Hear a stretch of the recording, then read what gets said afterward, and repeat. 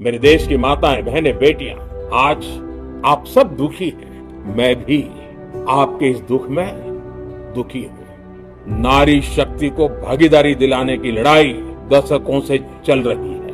वर्षों से मैं भी इसके लिए प्रयास करने वालों में से एक हूं। आज भले ही बिल पास कराने के लिए जरूरी 66% वोट हमें नहीं मिला हो, लेकिन मैं जानता हूं देश की 100% नारी शक्ति का आशीर्वाद हमारे साथ है। मैं देश की हर नारी को विश्वास दिलाता हूं, हम महिला आरक्षण के रास्ते में आने वाले हर रुकावट को खत्म करके रहेंगे, हटा करके रहेंगे। हमारा हौसला भी बुलंद है, हमारी हिम्मत भी अटूट है और हमारा इरादा भी अड़िग है। महिला आरक्षण का विरोध करने वाली पार्टियां ये देश की नारी शक्ति को संसद और विधानसभाओं में उनकी भागीदारी बढ़ाने से कभी भी रोक नहीं पाएंगे।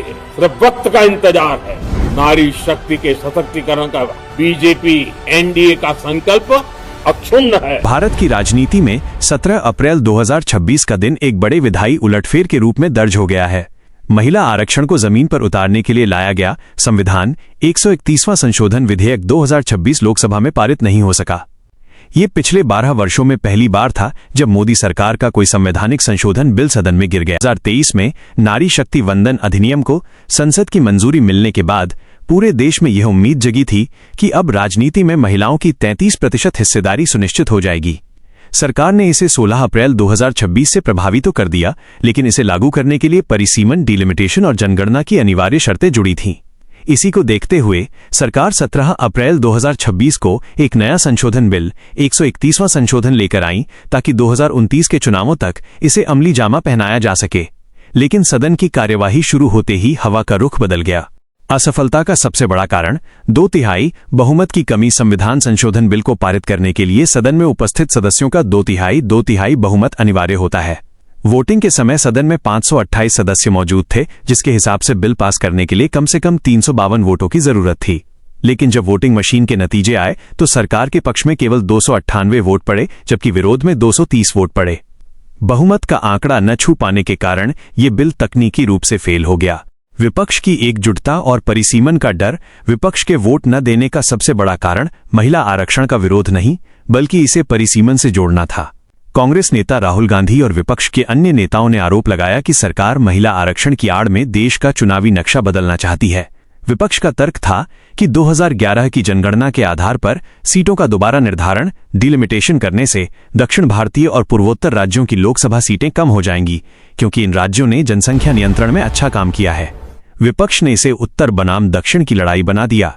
दक्षिण भारत के राज्यों की चिंता, तमिलनाडु, केरल और आंध्र प्रदेश जैसे राज्यों के विपक्षी दलों का मानना था कि यदि इस बिल के साथ सीटों का नया परिसीमन हुआ तो उत्तर प्रदेश और बिहार जैसे अधिक जनसंख्या वाले राज्यों की सीटें बढ़ जाएंगी और दक्षिण भारत का संसद में प्रभाव कम हो जाएगा। उन्होंने मांग की कि महिला आरक्षण को परिसीमन से अलग किया जाए और इसे तुरंत लागू किया जाए, न कि 2029 या उसके बाद के लिए टाला जाए।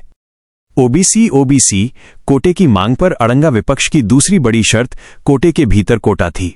समाजवादी पार्टी और कांग्रेस सहित इंडिया गठबंधन, इंडिया ब्लॉक के दलों ने मांग की कि आरक्षण में पिछड़ा वर्ग, ओबीसी और अल्पसंख्यक महिलाओं के लिए अलग से प्रावधान होना चाहिए।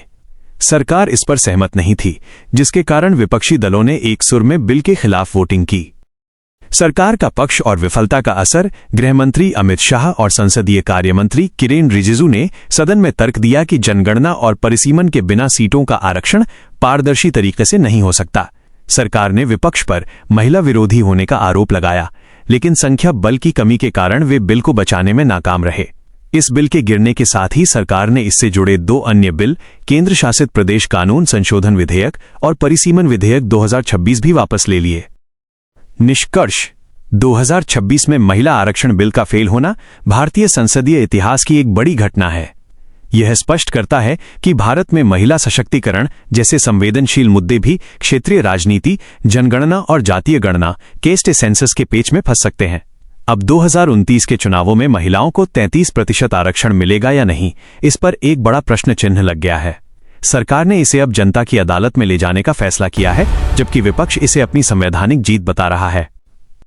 2023 में पूरे देश ने, सब पार्टियों ने महिला आरक्षण बिल को पूरा समर्थन दिया था। कांग्रेस पार्टी सबसे आगे थी। सालों के लिए हम महिला बिल पास करना चाह रहे थे। 2023 में मैंने भाषण दिया, पार्लियामेंट हाउस में भाषण दिया, जिसमें मैंने कहा कि महिला आरक्षण देश के लिए जरूरी है और जल्दी से जल्दी इंप्लीमेंट हो जाना चाहिए। In my view it is quite simple. This bill can be implemented today by giving 33% of the seats in the Lok Sabha and the Vidhan Sabha to India's women. भाई और बहनों, अब बहुत बड़ी बेईमानी की जा रही है। प्रधानमंत्री नहीं चाहते कि कास्ट सेंसस, नए सेंसस, ओबीसी सेंसस के बेसिस पे ये निर्णय लिया जाए। वो आपकी जो भागीदारी है उसको आपसे छीनना चाहते हैं। इनका जो प्रपोजल है इसमें एक और बहुत खतरनाक चीज हो रही है। The government has unveiled a sweeping delimitation bill 2026 proposing a massive expansion of India's parliamentary representation. The strength of the Lok Sabha is set to jump from 545 to a staggering 850 seats. सच्चाई ये है कि अगर जो मोदी जी चाहते हैं हो जाए तो जो छोटे स्टेट्स हैं, साउथ के स्टेट्स हैं और नॉर्थ ईस्ट के स्टेट्स हैं, उनका रिप्रेजेंटेशन कम हो जाए, उनको भयंकर नुकसान होने वाला है। और मैं इसको एंटी नेशनल एक्टिविटी मानता हूं। हमारा जो स्टैंड है